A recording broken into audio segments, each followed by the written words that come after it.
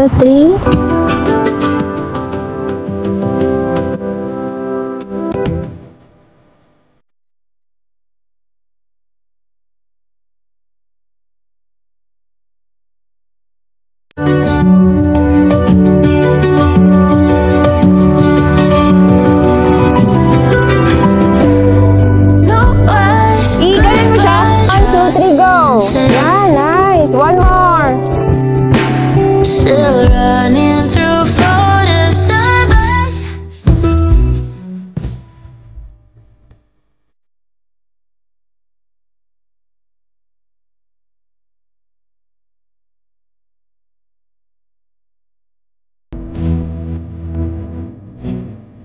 I wanna push all the limits.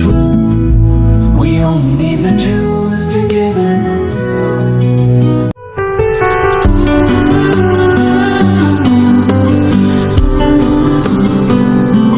Nothing to put belief in.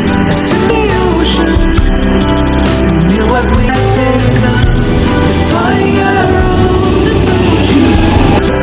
We knew what we had become.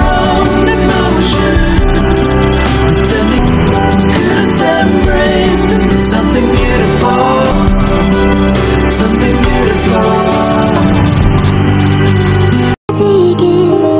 삶이라는 건 답이 없었고. So yun na po guys, nakita niyo po no, ang sobrang nakakakilig at grabe guys, sobrang ganda ni Beyonce sa kanyang photoshoot. First time ever ko talagang grabe na pahanga talaga ako. Para siyang si Barbie, para siyang si ano, sino ba yung Disney princess na para si Sleeping Beauty. Sobrang ganda talaga ni Beyonce dito guys, no? And grabe, hindi magpapahulis din si Papa Ed. Sobrang parang goblin ata si Papa Eds doon. Ang ganda ng photoshoot na to. To be honest, ha? Ngayon lang po, the first time sa ating mga Edsy, ano dyan, Edsy supporters, grabe. Sobrang ganda talaga ni Beyonce at sobrang gwapo ni Papa Eds. Bakit ganon? Bakit parang kakaiba sila dito, guys? And the way kasi sila tumingin sa isa't isa, parang, yun na eh. Talagang magjowa. Magjowa na ba tong dalawang to?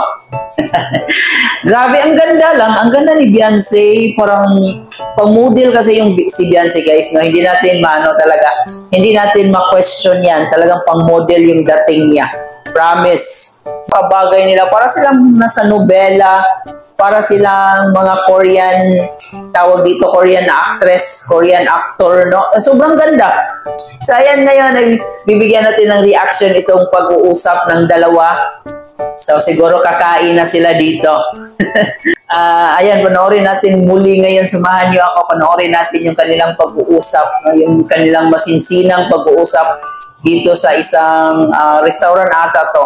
Siyempre bago ang lahat, kung gusto mo na itong klaseng reaction video patungkol sa ating love team at syempre dito natin na rin sa ating kalingap, huwag niyong kalimutan ang ating channel. Baka naman please don't forget to hit the subscribe button. Isama niyo na rin po ang ating notification bell para mas updated po kayo sa ating mga gagawing reaction video. And of course, huwag din natin kalimutan, palagi po natin suportahan ang pinakaama ng kalingap, si Kuya Bal Santos Matubang, si Ate Edna Vlog, si Kalingap Prab, at siyempre si Jack Matubang. Suportahan din po natin ating Keyboys, Kalingap Partners, at ating mga charity vloggers sa Pilipinas. At huwag din yung kalimutan ng aking mga kasamang Kalingap reactors, lalo-lalo na po ang Karepa.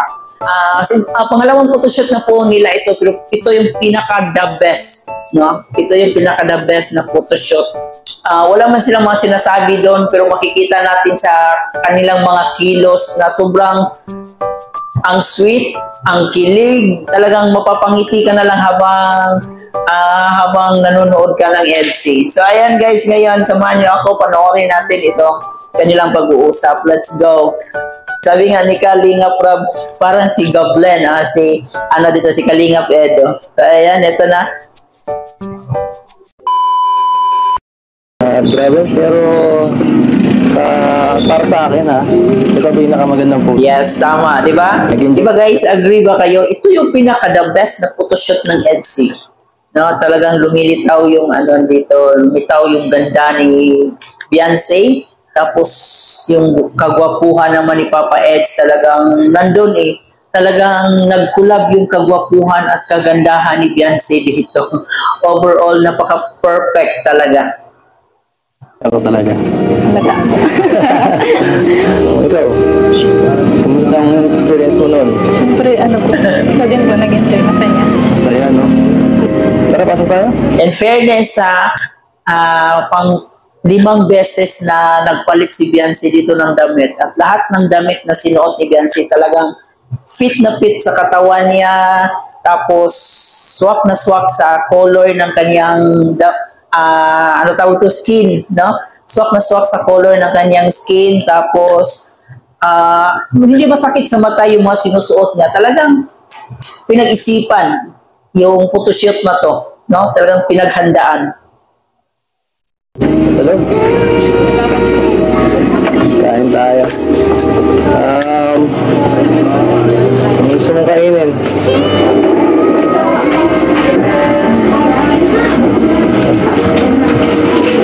Saan tayo ang gusto? Gusto ng ilaw? Saan tayo para mas kita ka? Parang wala atang tao. Exclusive ba to sa exclusive lang ba to sa kanila? Parang walang tao. Saan? Dito ka na. Ako na dito. Nandiyan ka na. Parang na po akong aswang. Siyempre. Parang aswang na po. So ano, excited ka na sa birthday mo? Ayan. Excited na ba lahat guys sa birthday ni Beyonce? No, ngayon po yung September 12. So magse 17 years old na po si Beyonce dito.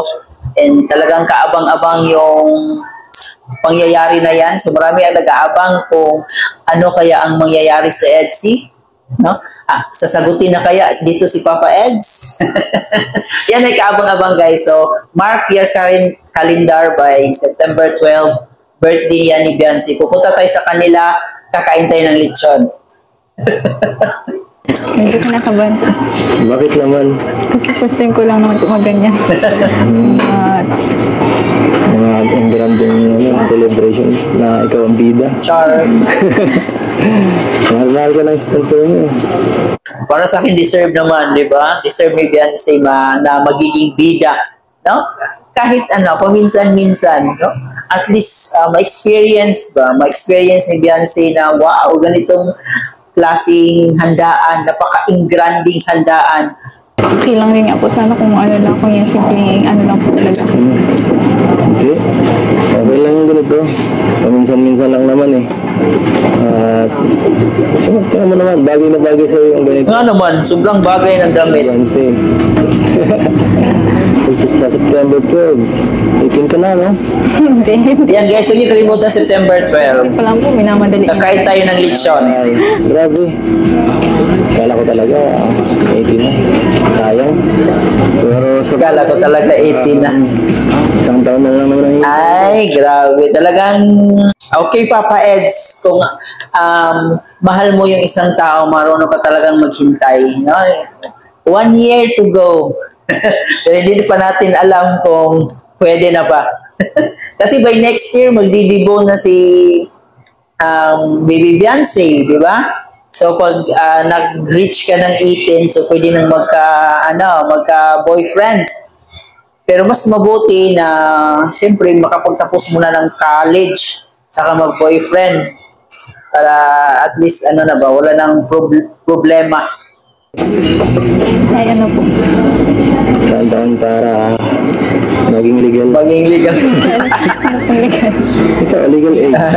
Ito, legal So parang kasalan agad, parang ganon, no? Kasalan agad kasi gusto ni Papa Eds na legal age eh. Hindi mo nang gawin ng gusto sa buhay. Masawa na. Asawa na. Joke lang. Kaya niyo po. Ano? Kaya ko kahit ano. Hintay. Ay, Kakayanin. Kakayanin siyempre. grabe naman. Dapat lang Papa Eds, kakayanin. Oy, no, di ba? Di ba guys, mga ka-Eds natin? dapat lang nakakayanin mo kasi gusto mo yan eh. Di ba? Paghirapan mo, yan talaga ang pinaka-the best na part sa isang relasyon. Yung tipong pinaghihirapan. Masarap kasi pag pinaghirapan, guys. Di yung easy to get lang. Yung mga easy to get lang, parang easy to lose lang din yan. Mawawala lang din yan bigla. So, mas mabuti na parang dalagang Pilipina, hard to get. Na mas maganda, mas masaya, mas challenge pag ganun, hard to get. Thank you, no? Kahit pag-trenta mo. Talaga ba?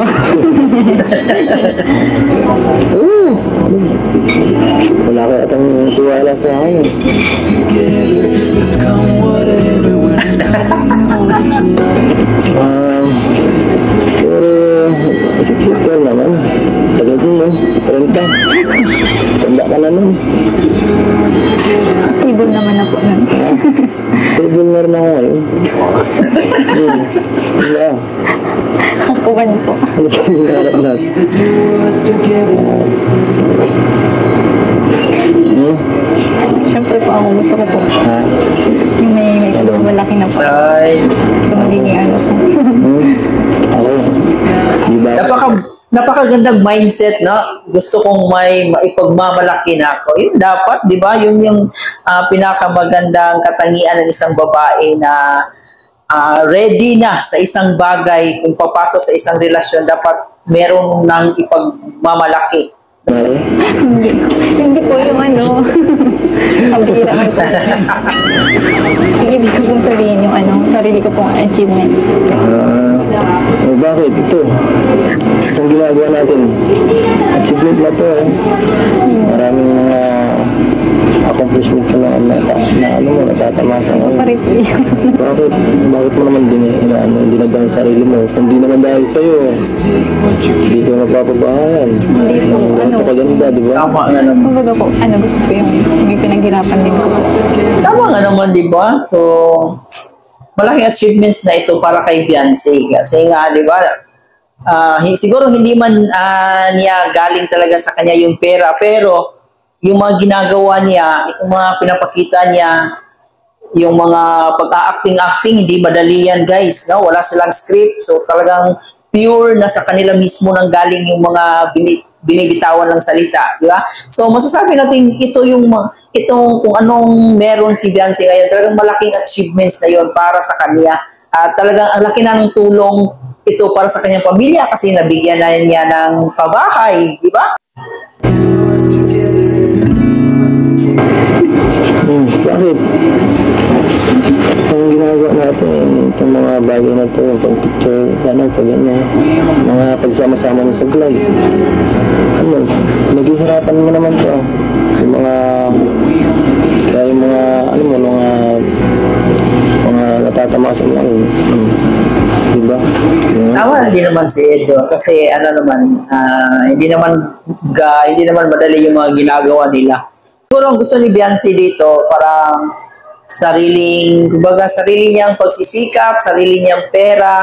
So yun yung siguro yung yung main niya dito na gusto niya sariling pera niya, galing sa sariling bulsa niya yung ginagastos niya, or should I say yung makikita natin na talagang pinaghirapan niya, no, sa kanyang sarili. Nagpalipat sa pagsama, sa travel, yan.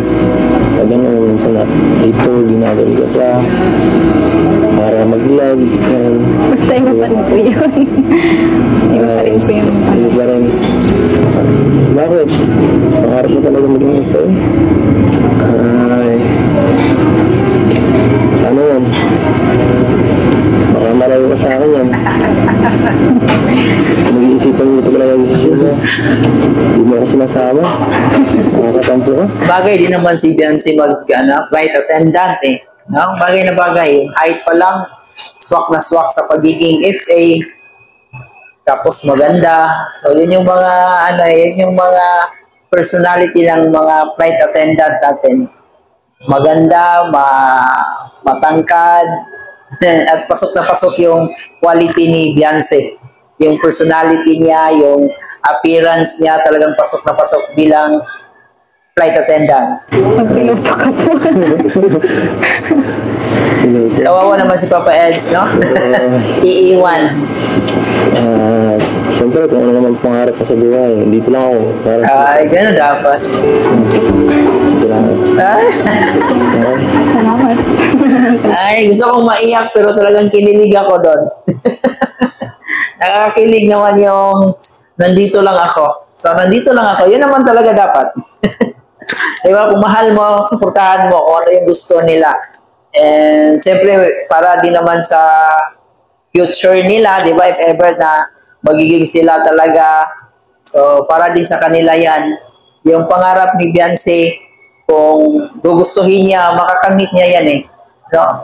And nandito si Edo na suportahan siya, alalayan siya. So, para sa akin, siguro, malaki yung chance na makamit niya yung pangarap niya. Kasi nandito na si Edo, nandito na yung Kalingap, handang umalalay para dito kay Beyonce para sa pag-abot ng kanyang pangarap. And ayun, we wish na tuloy-tuloy lang yung blessings, tuloy-tuloy lang yung tawag dito, yung bigyan tayo ng Panginoon ng malakas na pangangatawan, walang mga problemang darating, di ba? So makakamit at makakamit din yan ni Beyonce. Salamat po. Salamat.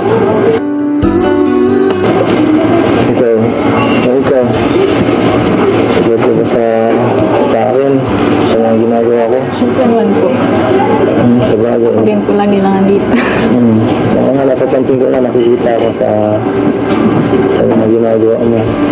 Kaya na sa sinishare na minsan ng ko. Nakakatawa pag nakikita ko. Talaga po natutuwa kayo. Oo na. Kasi po ako sa mga achievements niyo. Deserve niyo po. Sa dami po pati ng tinutulungan. Talagang deserve. Huwag mong i-down yung pagiging vlogger, yung pagiging charity vlogger mo kasi napakadami mong natulungang tao, napakadami mong napasayang tao, no? So, yung pagbablog guys, hindi lang yan putyo-putyo kasi maraming yung mayaman dyan, malalaki yung kita ng ating ibang vloggers, no? So, hindi natin masasabi na hindi ito magandang trabaho kasi talagang pinaghirapan nila ito at masasabi rin nating profesyon na ito, no? Dahil hindi ganun kadali humarap sa kamera, hindi ganun kadali magsalita sa harap ng kamera.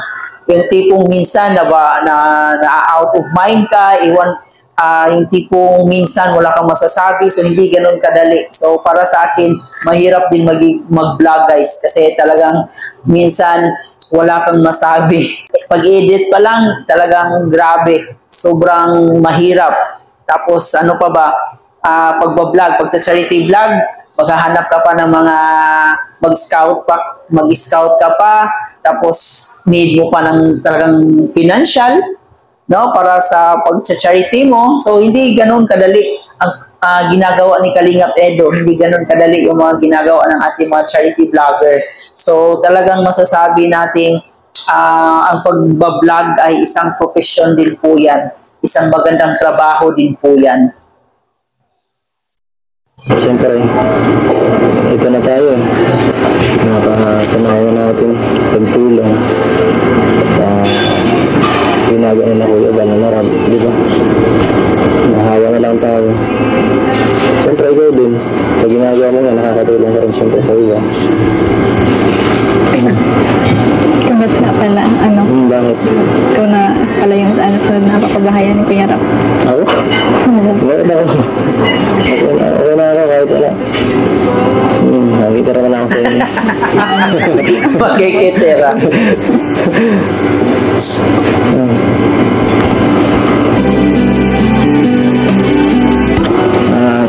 Siyempre, mas maraming mas deserve sa akin tulungan, no? Ako, okay naman ako, di ko naman masyado kailangan ng bahay. May bahay pa kami, tinitira niya. Hindi naman yung tira. Iba naman po yun. Yung sa mga staff daw. Pero kahit na, bakit ako magkatayo ng bahay? Papagawa kung wala pa naman Napakabait ni Kalinga Pedro guys kasi siya mismo talagang tumanggi na ayaw niya munang magpabahay. Gusto niya muna yung mga tao talaga na deserve pabahayan ni Kalinga Prab. Wala akong kasama dun, di ba? Kawawa naman ako dun, magsusulo ako dun. Hindi mo yung isip. Buti kung may kasama akong dun. Alam ko na. Siguro. Pagkasama lang natin. Gusto na talaga ni Papa Eds mag-asawa. No? Parang lately, mga this week, ito yung mga naging topic sa ating Edsy, yung pagpapakasal ni Papa Eds. Yung tipong gusto na talaga niya magpakasal, gusto na niya mag-asawa. Pero sa bagay, nasa na si Kalinga Pedro, nasa tamang edad na. So, yung mga edad na ganyan, may mga na yan, yung iba may mga anak na yan di ba? So, siguro gusto na talaga niyang mag-asawa pero itong si Beyonce di pa naman kasi ready. Nag-aaral pa. Kaya ba yun? Doon sa labas. Nagkanak ko dito na. So, yun lang guys. No, talagang pinakilig lang tayo dito sa photoshoot nila. So, yung nagustuhan ko talaga sa part ng photoshoot yung na naka-block sila na may dala-dala silang payong. Sobrang cute nila doon. Pang goblin yung style doon. At saka naka-block pa silang dalawa. Sobrang cute nila tingnan. Overall naman cute talaga. Saka napaka-bagay nilang dalawa, no? Gusto ko yung part na yun talaga sa photoshoot. And ayun, 100% kilig, 100%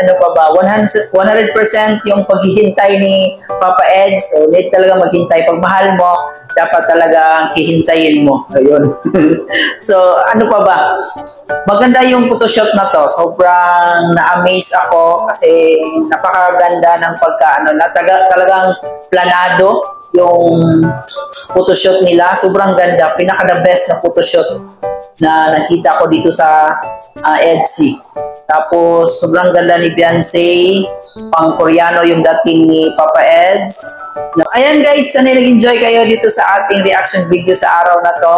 So, kung di nyo pa napanood, panoorin nyo po uli yung part 42 ng Etsy sa YouTube channel ni Kalinga Prab. Supportahan natin ang mga love team, mga charity vlogs ni Kalinga Prab, at syempre kay Kalinga Edo. At dito na rin sa ating pinakama ng Kalingap, si Kuya Val. Supportahan natin palagi ang kanyang mga uploads. So yan lang yung ating reaction video sa araw na to. Sana nag-enjoy kayo.